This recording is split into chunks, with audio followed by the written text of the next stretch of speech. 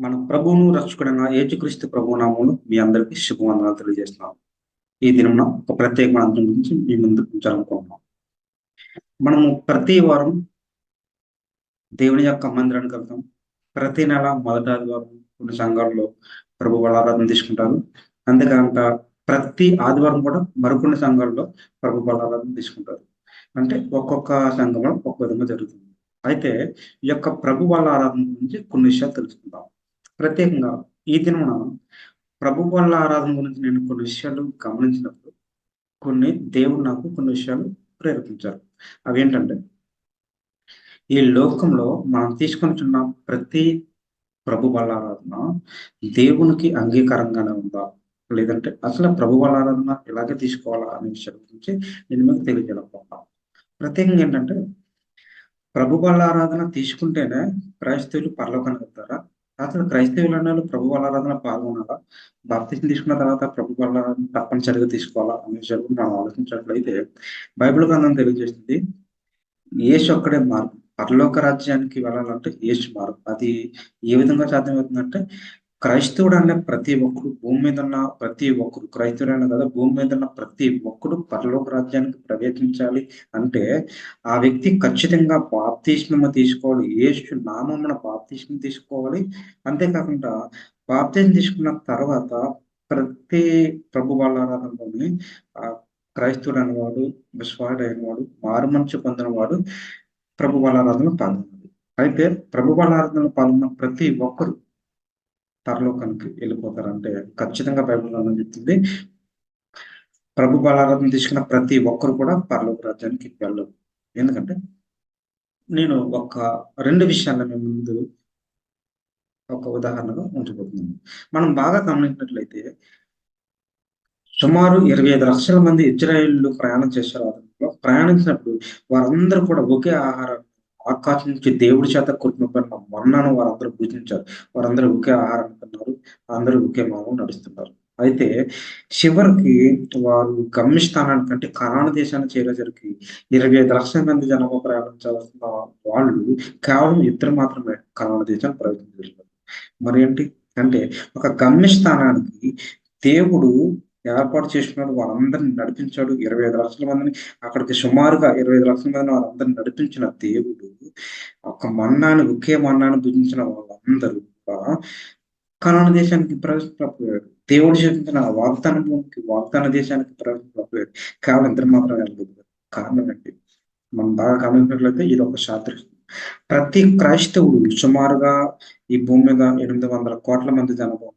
ఈ 800 కోట్ల మంది జనాభాలో వీళ్ళందరూ కూడా మారు మనసు పొందినప్పటికీ కొన్ని లక్షల మంది మారు మనసు పొంది ప్రతి వారం లేదంటే ప్రతి నెల మొదటి ఆదివారం ప్రభు వాళ్ళని తీసుకుంటారే వాళ్ళందరూ కూడా పరలోకానికి వెళ్ళిపోతారంటే పరలోకి ఖచ్చితంగా. ఎందుకు వెళ్ళాలంటే వారు దేవుడికి ఇష్టానుసారమైన పనులు చేయట్లేదు. ఒక పక్క నుంచి ఏంటంటే దేవుని యొక్క ప్రభు వాళ్ళ ఆరాధన తీసుకున్నారు. ఒక పక్క నుంచి దేవుని యొక్క పనులు చేస్తున్నారు, పరిచర్య చేస్తున్నారు. ఎంతవరకు ఎందుకు పాస్టర్స్ అనేవాళ్ళు, విశ్వాసులు అనేవాళ్ళు, సంఘ నాయకులు అనేవాళ్ళు, పెద్ద పెద్ద వాళ్ళు ఉన్నారు. ఇంతమంది బిషప్స్ వీళ్ళందరూ ఉన్నప్పటికీ కూడా అందరూ పరలోకానికి వెళ్తారని ఖచ్చితంగా కాదు. ఎందుకంటే దేవుని లేఖన భాగంలో మనం ఒక విషయాన్ని చదువుతాం. నేను మీకు అప్పగించిన దాన్ని ప్రభువు వలన పొందితిని. ప్రభువు అయిన యేసు తాను అప్పగింపబడిన రాత్రి ఒక రొట్టెని ఎత్తుకొని కృతజ్ఞతాస్తుతులు చెల్లించి దాన్ని విరిచి ఇది మీ కొరకైన నా శరీరం. నన్ను జ్ఞాపకం చేసుకొనుటకు దీన్ని చేయుడి అని చెప్పాను. ఆ ప్రకారమే భోజనమైన పిమ్మట ఆయన పాత్రను ఎత్తుకొని ఈ పాత్ర నా రక్తము వలన కొత్తది. మీరు దానిలోనిది త్రాగినప్పుడల్లా నన్ను జ్ఞాపకం చేసుకొనుటకు దీన్ని చేయుడి అని చెప్పాను. మీరు ఈ రొట్టెని తిని ఈ పాత్రలోనిది త్రాగినప్పుడల్లా ప్రభు వచ్చే వరకు ఆయన మరణమును ప్రచురించుదురు అని ఇక్కడ రాయబడింది. అంతేకాకుండా ఈ యొక్క లేఖన భాగం మనం ప్రతి ప్రభు బలాలను తీసుకున్న ప్రతి సమయంలో ఈ యొక్క లేఖన భాగం చదువుతారు ప్రతి తల్లిదండ్రులు కూడా. అయితే నేను ఒక విషయాన్ని తెలియజేయాలనుకుంటున్నాను. అదేంటంటే ఇంతమంది ప్రభు బలాలను తీసుకున్నప్పుడు నిజంగా మారు మనసు పొంది తీసుకున్నారా? బాప్తిస్మం కొందరు ఏంటంటే ఫోర్స్‌ఫుల్‌గా తీసుకున్న కొందరు ఉన్నారు. క్రైస్తవులు బాప్తిస్మం తీసుకోకపోతే క్రైస్తవులు అనిపించుకోరు. బాప్తిసం తీసుకోకపోయినా, లేదంటే బాప్తిసం తీసుకోకపోవడం తర్వాత ప్రభు బలారాధన పాల్గొనకపోతే క్రైస్తవులులా గుర్తించరు కదా అని చెప్పి కొందరు ఫార్మాలిటీ, ఇదొక ఆచారంలాగా, ఇదొక ట్రెడిషనల్ లాగా ఏంటంటే వాళ్ళు ఫీల్ అయ్యి, ఇదొక క్రైస్తవుల యొక్క ఆచారము అనే ఉద్దేశంతో కొందరు ఏంటంటే ఆరాధనకు వచ్చి, దేవుని యొక్క మందిరానికి వచ్చి ప్రభు బలారాధన తీసుకుంటారు. అలా ఫార్మాలిటీ కోసం తీసుకున్న వాళ్ళు పరలోక రాజ్యానికి వెళ్ళరు. ఎందుకంటే దేవుడు మనస్ఫూర్తిగా మనస్ఫూర్తిగా నీకు మారుమనసు లేకుండా, మనస్ఫూర్తిగా దేవుని వాక్యాన్ని నువ్వు నమ్మకుంటా, మనస్ఫూర్తిగా దేవుని యొక్క రాకడ కొరకు నువ్వు సిద్ధపడకుండా, యేసుక్రీస్తు యొక్క ప్రభువు నీ కొరకు మరణించాలని నువ్వు మనస్ఫూర్తిగా నమ్మకుండా, ప్రభు బలారాధనలో పాల్గొంటే దాని వల్ల ఉపయోగం ఉంది? ఏ ఉపయోగం లేదు. నువ్వు అలాంటప్పుడు ఇంకా ఒక భయంకరమైన వాక్యము ఇక్కడ తెలియజేయబోతున్నాను. అదేంటంటే మనము కిందకి మొదటి కొరింథీ రాసిన పత్రిక 10వ మనం చూసినట్లయితే ఇందులో ఒక ఆత్మ సంబంధమైన ఒకే ఆహారం భుజించిరి. ఎవరు? ఇజ్రాయేలు. 25,00,000 మంది ప్రయాణం చేశారు కదా! ఆ ప్రయాణంలో వాళ్ళందరూ ఏంటంటే మన్నా, ఆకాశం నుండి కురికింపడిన మన్నాను వాళ్ళందరూ భుజించారు. ఆత్మ సంబంధమైన ఒకే ఆహారాన్ని భుజించారు. అంతేకాకుండా ఒకే పానీయంను పానం చేశారు. ఏలయనగా తమ్మును వెంబడించిన ఆత్మ సంబంధమైన బలుల నుండి త్రాగిరి అపనకరిస్తే ఇక్కడ రాయబడింది. మరి వారిలో ఎక్కువ మంది దేవునికి ఇష్టలుగా ఉండలేకపోయారు. కనుక అరణ్యంలో సంహరింపబడింది. ఇక్కడ జాగ్రత్తగా ఈ యొక్క 5వ వచనాన్ని మొదటి కొరింథీ పత్రిక 5వ అధ్యాయం మనం ఒకసారి చదువుదాం. వారిలో ఎక్కువ మంది దేవునికి ఇష్టలుగా ఉండకపోయారు కనుక అరణ్యంలో సంహరింపబడిన ఉంది. అంటే మనము ఆ యొక్క 25,00,000 మంది కనాను దేశాన్ని ప్రయాణం చేస్తున్నప్పుడు ఒకే మన్నాను భుజించారు, ఒకే పానీయం తీసుకున్నారు. అంటే ఇప్పుడు మనం ఒకే ద్రాక్షరసం, ఒకే రొట్టె మనం అందరం భుజిస్తున్నాం కదా ప్రపంచవ్యాప్తంగా. ఇలాగా క్రీస్తు శరీరము అని అనబడిన యొక్క ద్రాక్షరసం, క్రీస్తు శరీరం అనబడిన యొక్క రొట్టె, క్రీస్తు యొక్క రక్తం అనబడిన యొక్క ద్రాక్షరసం తీసుకున్న ప్రతి ఒక్కరు పరలోక రాజ్యానికి వెళ్తారు. అంటే ఇది ఒక సాదృశ్యం. 5వ వచనం. వారిలో ఎక్కువ మంది దేవునికి ఇష్టలుగా ఉండకపోయిరి. అంటే మనము ఈ యొక్క లోకంలో ప్రభు బలారాధన తీసుకుంటున్నాము. దేవుని యొక్క శిలువ మరణాన్ని గుర్తించుకొని రొట్టెని తీసుకుంటున్నాం, ద్రాక్షరసాన్ని తీసుకుంటున్నాం. అయినంత మాత్రాన దేవునికి ఇష్టలుగా మనం ఉండలేకపోతున్నాం. వచ్చారు గుర్తుంచుకోండి. ఎందుకంటే లోక సంబంధమైన పనులు చేస్తున్నారు. లోక సంబంధమైన పనులు చేస్తూ లోకంలోని అన్ని జనులతో కలిసిపోతూ వాళ్ళు ఏదైతే చేస్తున్నారో మీరు అదే చేసి మళ్ళీ తిరిగి ఆరాధనకొచ్చి దేవుడిని నమ్ముకోవాలని ఫార్మాలిటీ కోసం సంఘానికి వచ్చినట్లయితే నువ్వు దేవుడికి ఇష్టంగా లేనట్టు. దేవుని యొక్క ఆజ్ఞలు నువ్వు పాటించట్లేదు. దేవుడిచ్చిన పదార్థాలు నువ్వు పాటించట్లేదు. నిన్ను వల్ల నీ పొరుగువారిని ప్రేమించలేకపోతున్నావు. దేవుని యొక్క ఆజ్ఞలు పాటించలేకపోతున్నావు. ఇన్ని చేసినప్పటికీ నువ్వు దేవునికి ఇష్టంగా ఎలా ఉంటున్నానని అనుకుంటున్నావు. ఒకసారి గుర్తుంచుకో. కాకుండా ప్రతి ప్రభు బలాలను తీసుకున్న విశ్వాసి, ప్రతి యవ్వనస్తులకి, భూమి మీద ఉన్న ప్రతి క్రైస్తవునికి తెలియజేస్తున్నాను ఏంటంటే, నీవు దేవునికి ఇష్టముగా ఉండే ప్రభు బలాలను తీసుకుంటున్నావా అని ఒకసారి నీకు నువ్వు గుర్తుంచుకో. నీ పరిస్థితి నువ్వు ఒకసారి ఆలోచించినట్లయితే నిజంగా నీకు ఇష్టమైన ప్రభు బలాలను తీసుకుంటున్నావా? దేవునికి ఇష్టమైన ప్రభు బలాలను తీసుకుంటున్నావా అని ఆలోచించినట్లయితే మనము 16వ వచనం. మనము దీవించు ఆశీర్వచనపు పాత్రలో నుంచి త్రాగుట క్రీస్తు రక్తంలో పాలు పుచ్చుకుంటే కదా! మనము విరుచు రొట్టె తినుట క్రీస్తు శరీరంలో పాలు పుచ్చుకుంటే కదా! అంటే మనం తీసుకునే ద్రాక్షారసము యేసుక్రీస్తు యొక్క రక్తము అని నమ్మి, యేసుక్రీస్తు మన కొరకు చనిపోయాడని ఆయన ఆజ్ఞలు పాటించాలి. ఆయన ఆజ్ఞల ప్రకారం మనం నడుచుకొని నిజముగా నీవు జీవించినట్లయితే ఆయన యొక్క రొట్టె, మనం తీసుకుంటున్న రొట్టె ఆయన శరీరం అని మనం ఎరిగి మనం భుజించినట్లయితే అప్పుడు మనం పరలోకానికి అర్హత పొందుకునే కృప మనకి దేవుడు మనకిస్తాడు. ఆ విధంగా మనం తీసుకుంటున్నామా? లేదంటే అందరూ ఏదో వస్తున్నారు కదా సంఘానికి తీసుకోవాలి, తీసుకోకపోతే సంఘంలోకి నేనొచ్చాక నేను బాప్తిసం తీసుకున్నాను కదా! ఇందులో పాలుభాగస్తుని కాకపోతే వాళ్ళందరూ నేనేదో పాపం చేశానో, తప్పు చేశానని అనుకుంటారేమో అని నువ్వు భయంతో, వీళ్ళందరూ సిగ్గుతో నువ్వు ముందుకొస్తున్నావేమో. అలా వచ్చినట్లయితే నీకన్నా శిక్షార్హుడు కాకూడదు. ఎందుకంటే నీకన్నా ఎక్కువ శిక్ష ఇంకెవడు పడదు. అన్ని జనుల కన్నా ఎక్కువ శిక్ష పడుతుంది నీకు. మనం వెళ్ళినట్లయితే ఇక్కడ 21వ వచనం మనం చదివినట్లయితే, మీరు ప్రభు పాత్రలోనిది, దెయ్యముల పాత్రలోనిది కూడా త్రాగరారు. ప్రభు బల్ల మీద ఉన్న దానిలోను, దెయ్యముల బల్ల మీద ఉన్న దానిలోను కూడా పాల్గొన్నారు అని ఇక్కడ రాయబడింది. అంటే ఇక్కడ ఏంటంటే, నీవు నిజముగా మారుమనసు పొందకుండా, నువ్వు పక్క వాళ్ళ కోసం ఆలోచించి, 10 మంది నిన్ను చూస్తున్నారు కదా సంఘంలో, నేను బాప్తిసం తీసుకున్న తర్వాత ప్రభు వాళ్ళ ఆరాధనలో పాల్గొనకపోతే నన్ను అందరూ తప్పు చేసిన వాళ్ళు చూస్తారు, పాపం చేసిన వాళ్ళు చూస్తారు అని చెప్పి నువ్వు ప్రభు బలాలను తీసుకుంటే అది ప్రభు బలాలను దెయ్యముల ఆరాధన అవుతుంది. దెయ్యముల బల్ల అని ఇక్కడ రాయబడింది. 21వ వచనంలో దెయ్యముల బల్ల ప్రభు బలం. నువ్వు నిజంగా ప్రభు బల తీసుకొని దేవుని యొక్క ఆజ్ఞ ప్రకారం జీవించినట్లు అయితే మాత్రమే ప్రభు బలాలను తీసుకో.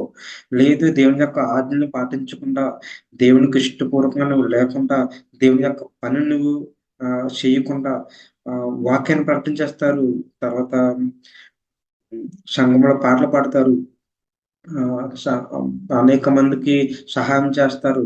ఇయన్నీ చేసి కూడా బయట తప్పులు చేస్తారు. తప్పులు చేసి మళ్ళీ సంఘానికొచ్చి, మళ్ళీ సంఘంలో ప్రభావాలు తీసుకుంటారు. అలా తీసుకోవడం వల్ల ఏంటంటే, దానికి ఇంకా తగిన శిక్ష ఇంకా ఎక్కువుంటుంది. మనము 11 అధ్యాయము 27, 29, 30 వచనాలు మనం చదివినట్లయితే, కాబట్టి ఎవడు అయోగ్యంగా ప్రభు యొక్క రొట్టె తినను, లేక ఆయన పాత్రలోని తాగును, వాడు ప్రభు యొక్క శరీరము గూర్చి, రక్తము గూర్చి అపరాధి యగును అని ఇక్కడ రాయబడింది. అంటే ఏంటంటే, మనము ఇది ఫార్మాలిటీ కోసం తీసుకున్నట్లయితే, నువ్వు నిజంగా నీ జీవితాన్ని దేవుని కొరకు సమర్పించుకొని, లేదంటే దేవునికిచ్చిన ఆజ్ఞల ప్రకారము నువ్వు పాటిస్తూ, నీ తల్లిదండ్రులను ప్రేమిస్తూ, పొరుగువారిని ప్రేమిస్తూ, నువ్వు అందరితో కలిసిమెలిసి జీవించినట్లు, పాపం చేయకుండా, ఈ యొక్క లోకంలో ఉన్న పాపం జోలికి లోకంలో ఉన్న తప్పు పనులు నువ్వు కూడా చేయకుండా, కేవలము దేవుని లేఖన భాగం ఏమైతే తెలియజేస్తుందో అదే విధంగా నువ్వు జీవించినట్లయితే మాత్రమే అది దేవుడు అంగీకరిస్తాడు ఆ ప్రభువుల. నువ్వు అలా కాకుండా నువ్వు చేసినట్లయితే దాన్ని బట్టి నువ్వు అపరాధి అవుతావు. అంటే నీకు ఇలా అపరాధి అవ్వడం వల్ల నీకేం లాభం అంటే, అందుకనే చాలా మంది ప్రభు బలారాధన తీసుకుంటారు. ప్రభు బలారాధన తీసుకున్న తర్వాత ఏంటి, నేను ప్రతి వారము సన్నిధికి వెళ్తున్నాను. నెలకొకసారి ప్రభు బలారాధన తీసుకుంటున్నాను. దేవుడిని నమ్ముకుంటున్నాను. వాక్యం చదువుతున్నాను. అయినా సరే నాకెందుకు ఆరోగ్యం బాగోట్లేదు. నా ఆరోగ్యం సరిగ్గా ఉండట్లేదు. చాలా మంది కొందరు ప్రార్థించేటప్పుడు ఎలా చేస్తారంటే, ప్రభు బలారాధన తీసుకున్నప్పుడు నేను నా శరీరము దేవుని యొక్క రొట్టెని తీసుకుంటున్నాను. నా శరీరంలో ఉన్న బలహీనత అంతా పోవాలని ప్రార్థన చేస్తారు. కొందరు మా ద్రాక్షారసం తాగేటప్పుడు నా శరీరంలో ఉన్న రక్త ప్రసరణ సరిగ్గా జరగాలని కొందరు ప్రార్థన చేస్తా ఉంటారు. శరీరంలో ఉన్న ప్రతి బలహీన నుంచి, ప్రతి అనారోగ్య పరిస్థితి నుంచి విడుదల దృశ్యమని ప్రార్థన చేస్తూ వారు ప్రభావాలను తీసుకుంటారు. మంచిది. మీరు నమ్మకం మంచిది. విశ్వాసం ఉంది. కానీ నిజంగా నువ్వు అలా ప్రార్థించినప్పటికీ క్రీస్తు నీ కొరకు మరణించడం నువ్వు నమ్మి తీసుకున్నట్లయితేనే దానివల్ల దానికి అర్థం ఉంటుంది. అలా ప్రభావానికి అర్థం ఉంటుంది. నీవు ఆ విధంగా తీసుకోకపోతే మనకి 30 వచనంలో 29 వచనంలో మాట్లాడుతుందంటే, ప్రభువు శరీరమని వివేచింపక తిని త్రాగువాడు తన శిక్షా విధి కలుగుటకే దాన్ని తాగుచున్నాడు. తిని త్రాగుచున్నాడు అనుకుంటుంది. అంటే ఏంటంటే, నువ్వు తీసుకున్న ప్రభు ఆరాధన అది దేనికోసం తీసుకుంటున్నావో నీకు తెలియకుండా, సంఘానికొచ్చేసి నువ్వు దేనికోసం తీసుకున్నావో అందరూ తీసేసుకుంటున్నారు తీసేసుకుంటే, దానివల్ల నీకేంటంటే శిక్షా విధి కలుగుతది. అంటే దానివల్ల అన్ని జనులు నీ దేవుళ్ళను నమ్మకుండా, దేవుని యొక్క రాజ్యం కొరకు సిద్ధపడకుండా నరకానికెళ్ళిపోయేవాడి కంటే, నరకానికెళ్ళిపోయేవాడి కంటే కూడా ఇప్పుడు ప్రభు బలారాధనలో పాల్గొని మారు మనిషి లేకుండా ప్రభు బలారాధన తీసుకున్న వాడికి ఎక్కువ శిక్ష ఉంటుంది. అలాంటి వాడు ఇంకా నరకానికి పోతాడు. అలాంటి వాడు ఇంకా అత్యధికమైన శ్రమలో పొందుతాడు. సో, అలాంటి పరిస్థితులు ఉన్నావేమో ఒక్కసారి గుర్తుంచుకో. తర్వాత 30వ వచనం మనం చదివినట్లయితే, ఇందువలననే మీలో అనేకులు బలహీనులను, రోగులనై ఉన్నారు. చాలా మంది నిద్రించున్నారు. అయితే మనల్ని మనమే విమర్శించుకుని యెడల తీర్పు పొందకపోదుము అని ఇక్కడ రాయబడింది. మరియు 32వ వచనం, మనము తీర్పు పొందిన యెడల లోకముతో పాటు మనకు శిక్షా విధి కలుగుకున్నట్లు ప్రభు చేత శిక్షింపబడుచున్నాము అని ఇక్కడ రాయబడింది. అంటే ఈ యొక్క నేను ఆల్రెడీ చెప్పాను. ఈ యొక్క లేఖన భాగంలో మనకు తెలియజేసిన విషయం ఏంటంటే, మనం ప్రభు బలారాధన తీసుకున్నప్పుడు మనకి శరీర బలహీనతల నుంచి చాలా మంది అస్వస్థత కలుగుతుంది. చాలా మంది చనిపోతున్నారు కూడా. అలాంటి వారి గురించి ప్రార్థిస్తున్నాను. అలాంటి వారి గురించి నేను ఒకసారి తెలియజేస్తున్నాను. ఏంటంటే, నీవు తీసుకునే ఈ యొక్క ప్రభు ఆరాధన దేవునికి ఇష్టపూర్వకంగా, అంటే దేవుని యొక్క ఆజ్ఞను పాటించే వారు ఉండాలి. లోకంలో ఉన్న మనుషులు ఏదైతే చేస్తారో అలాంటి పాపాలు జోలికి వెళ్ళకూడదు. అలాంటి పాపాలు చేయకూడదు. ఆ విధంగా నీవు జీవించినట్లయితేనే ప్రభు ఆరాధన తీసుకో. లేదంటే నీవు అలాంటి ప్రభు బలారాధన కాకుండా నీకు నచ్చినట్టు ఫార్మాలిటీకి చర్చ్‌కొచ్చేసి, సంఘంలోకొచ్చేసి ప్రభు బలారాధన తీసుకుంటే, నీకు అన్ని జనులకు కలిగే శిక్ష కంటే ఎక్కువ శిక్ష నీకు పడుతుంది. జాగ్రత్త మిత్రమా, జాగ్రత్త సుమి. ప్రతి ఒక్కరికి, ప్రతి యవనస్తుడికి, ప్రతి విశ్వాసికి తెలియజేస్తున్నాను. ప్రభు బలారాధన తీసుకున్నప్పుడు మీరు కనులు తెరవబడి దేవుని మీద నమ్మకంతో, విశ్వాసంతో నిజంగా క్రీస్తు నీ కొరకు మరణించాలని నువ్వు నమ్మినట్లయితేనే ప్రభు బలారాధన తీసుకో.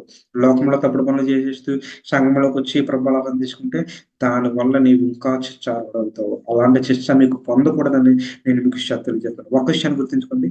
ఇజ్రాయేలు 25 లక్షల మంది ప్రయాణం చేస్తున్నప్పుడు, సుమారు 25 లక్షల మంది ప్రయాణం చేస్తున్నప్పుడు ఇద్దరు మాత్రమే పరలోక రాజ్యానికి వెళ్ళాడు.